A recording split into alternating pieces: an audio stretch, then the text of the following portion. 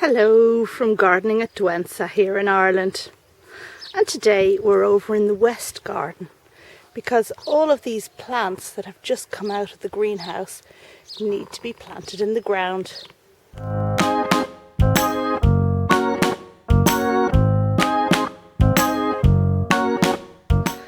Well, looking around this part of the garden, you might be forgiven for thinking that there isn't really very much space to put a whole load of tropicals in.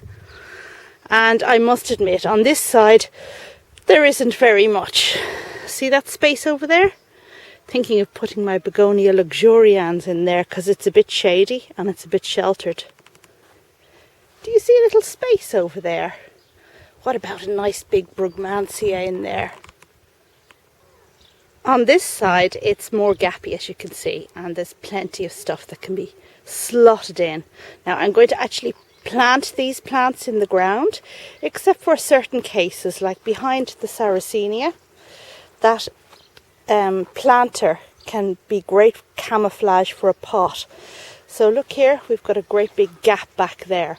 And I'm going to put something tall in there, maybe another brugmansia, maybe a banana, but something that will tower above the Sarracenia without blocking the light from it. And it looks quite pretty with the orange James and the pale blue Veronica over here. But there are gaps, you see there? And we can have stuff coming to be planted in there. And the James will kind of dance around them, make them very good. That's my Melianthus major. I cut it back this spring, so by the end of the summer that'll be really, really tall.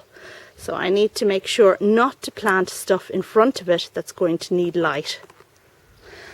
And this is the lineup. This is what I have.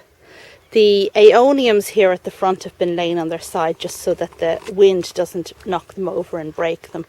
I might put them in another spot, we'll see.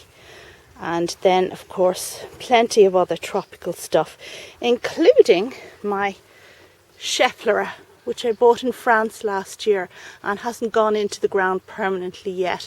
Now, this isn't going to be a summer planting. This is going to find its permanent position.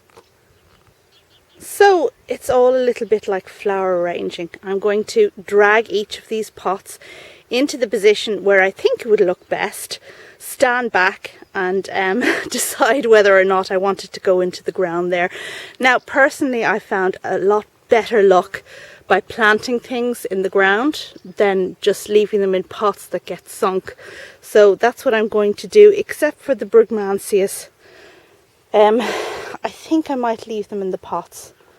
Haven't quite made up my mind on that score yet. That's all for now. Check back in just a few moments. Well, it's not a few moments from me, but it will be for you.